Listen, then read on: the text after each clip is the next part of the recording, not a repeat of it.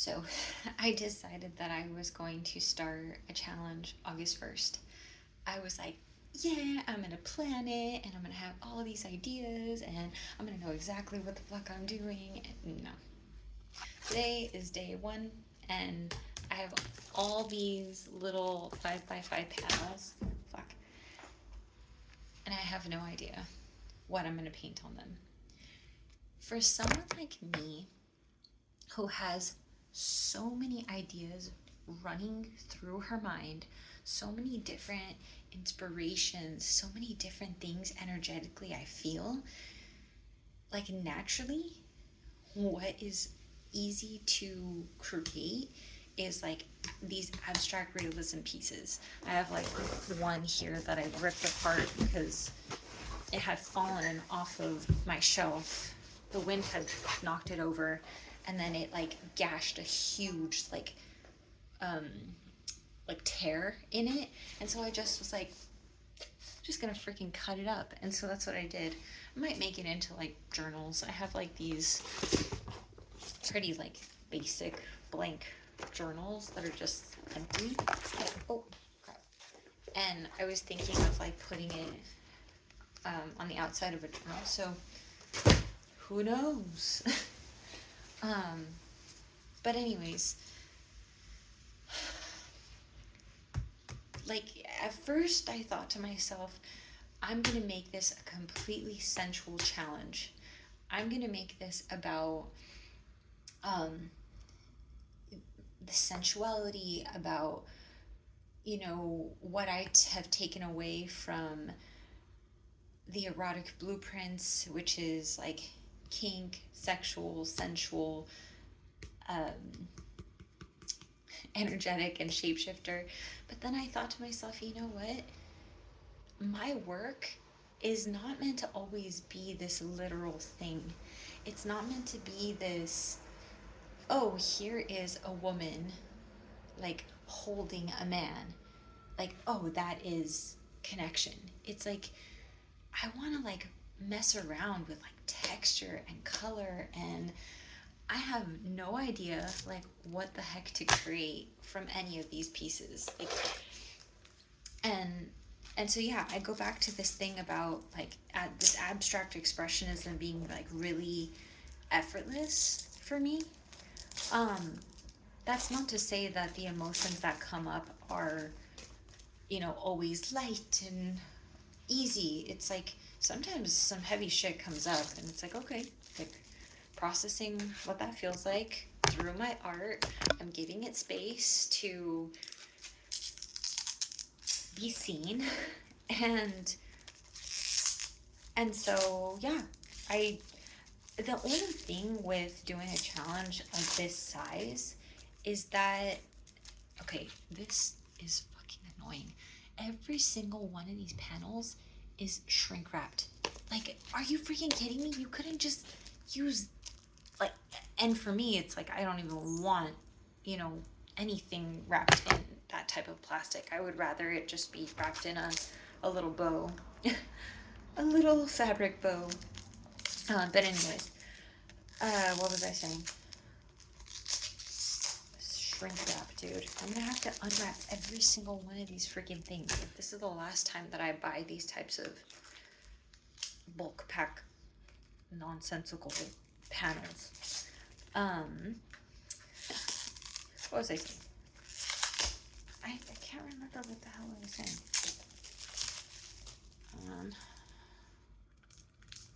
Oh, I remember what I was saying.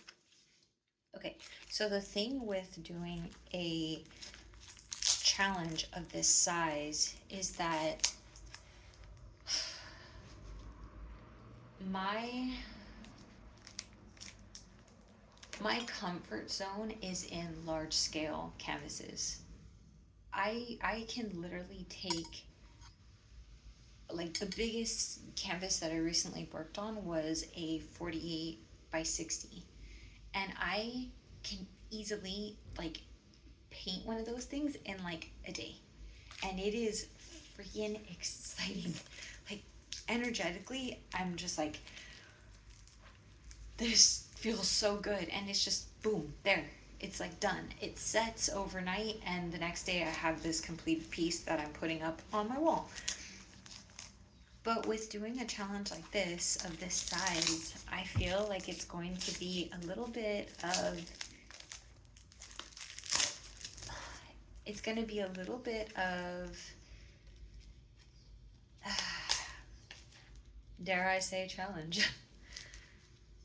To basically take a panel of this size and do big, expressive, like strokes the way that I do on large pieces of panel like that. It's going to be interesting. I have no idea what to expect, but if you're interested in following along, seeing what the heck I come up with, exploring this with me, creating your own at the same time, I'm still fixated on the fact that there's all this freaking plastic. Anyways, I'm looking forward to you joining me in that. I'm excited to do something like this because it's the first time that I'm doing something like this on YouTube, and I've seen it being done by like other artists, and I'm fascinated with the fact that they are able to commit to those types of days consistently, and I really want to join in on that exploration of creativity. The thing is, like, I'm pretty sure I've mentioned this, like, I don't know where I mentioned these things, but I've mentioned it in some capacity. You'll eventually hear it, or you'll continue to hear it. It's that I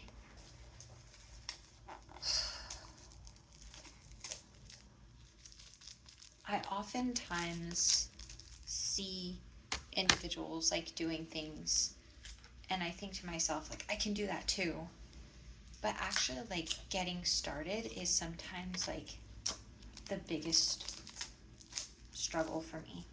And this is coming from someone who creates on a regular basis. I am currently enrolled in the Milan Art Mastery program, and I have been learning so much since I first paid for that course. Oops.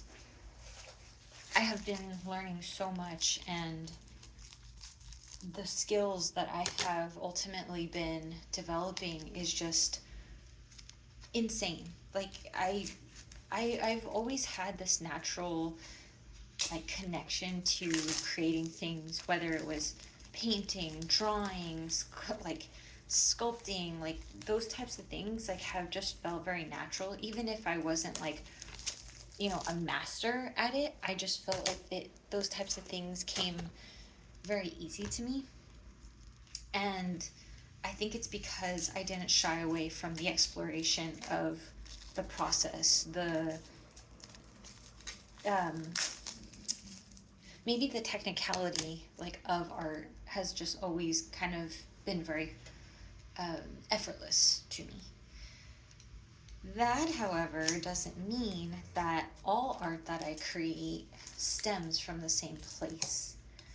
I can create a hyper-realistic, I can create a piece, I don't want to say hyper-realistic, I can create, like, recently I did, like, a small-scale realism, and it was beautiful, and I was like, dude, I did this, and my confidence was like, heck yeah, look at what I can create. And I have it, like, posted up in my living room, and I'm like, Stephanie, look at what you just created. Like, you're amazing. Like, look what happens when you set your mind, you set your heart to something, you can create this. But the actual creation of that thing does not feel the same as when I create this. And maybe it has to do with my voice as an artist, maybe what I want to share, maybe what I'm, you know, going to uncover in the second part of the mastery program. There is a whole section of that program that is just for voice. And I know that this deep part of me wants to share. I don't want to say that it wants to share only about this sensual, erotic aliveness. I feel like, and for some people, they're going to look at that and they're going to be like, eroticism, you don't even paint anything erotic. It's like, I capture the feeling. I capture the feeling of what eroticism feels and means to me. And when I first came across this word, I felt like it was a little bit,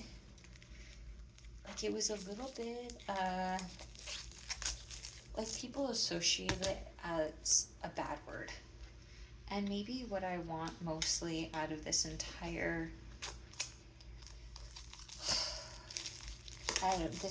challenge is just to kind of, for me to explore further what this subject matter means to me, whether it's just purely through abstract art or whether I do sprinkle in some visuals.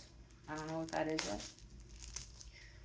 But that it really does help me to unearth this part of myself that is bold and expressive and free-flowing, and someone that not only speaks about it, but embodies it in her work, and that it's shared openly in the way that I wish years ago it could have been openly shared. And I think only recently I'm coming across more and more content that is talking openly about this beyond just sex. It is sex, and it is aliveness of the human experience. What is, a turn on for me in my art and what drives me to create may not be the same thing for you. And that's okay. That is the beauty about being a human in this world of creation. It's that, someone will look at a piece of art and be like, this is the most incredible thing I've ever experienced. And someone else will stop by it, they're like, I feel nothing. And that is beautiful, and maybe that's the purpose of like this whole thing of creation. It's that you don't have to have all the answers. You don't have to be liked by everyone. Like, you don't have to be this world-renowned like artist in order to create. You can create for yourself. You can create for the benefit of what creativity does to your mind. And that's honestly why I create. It's like it was yes about building wealth, and yes about having this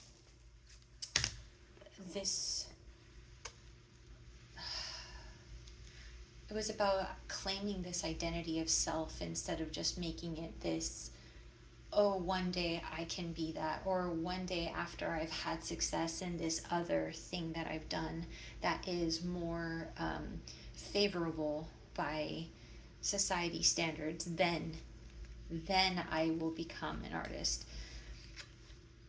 It's fascinating because this is the same thing that I told myself when I became a vegan. I was watching a lot of Joey Carbstrong and Earthling Ed,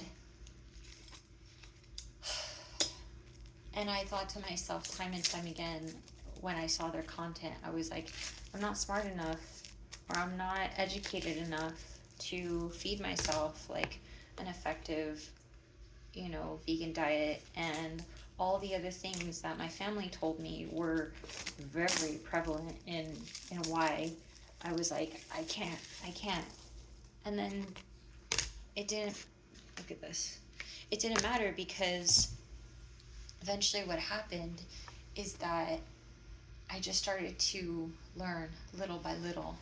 I started to switch things up and transition and realized, oh, I don't need to be like waiting 15 years from now to be that, thinking that that person, that identity exists in a far off future of more wisdom. She literally arrived when I just was like, I'm gonna go into it knowing the ethics about it and figure this shit out as I go.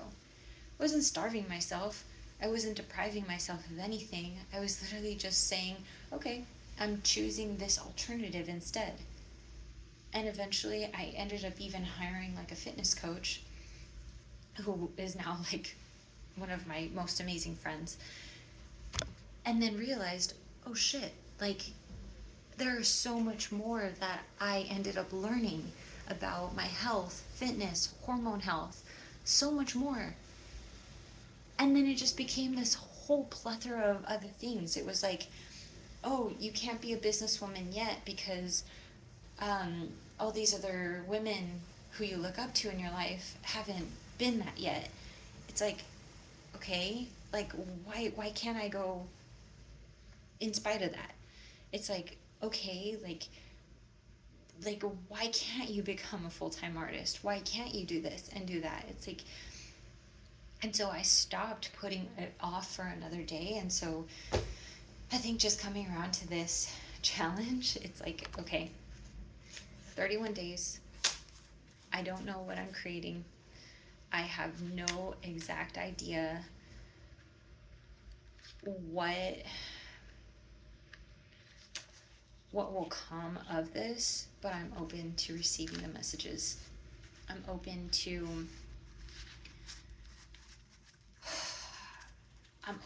this experience. I'm open to sharing, and I'm no longer carrying these wounds of shame when it comes to my eroticism and sensuality. And so this is really what this is. It is 31 days of creative liberation.